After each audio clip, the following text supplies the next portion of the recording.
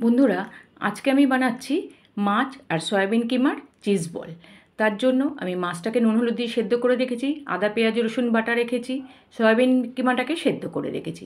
মাছটাকে ছাড়িয়ে নিচ্ছি, ভালো করে ছাড়িয়ে নিয়ে মিশিয়ে দিয়ে কড়াইতে তেল গরম করে দিয়ে দিচ্ছি জিরে, গোটা জিরে দিয়ে এর মধ্যে পেঁয়াজ রসুন আদা বাটা দিয়ে মাছের পেস্টটা আর সয়া কিমার পেস্টটা দিয়ে দিচ্ছি।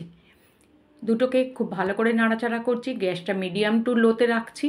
এই সময় নুন হলুদ গরম মশলার গুঁড়ো দিয়ে আরেকবার মিশিয়ে নিচ্ছি, দিচ্ছি লাল লঙ্কার গুঁড়ো।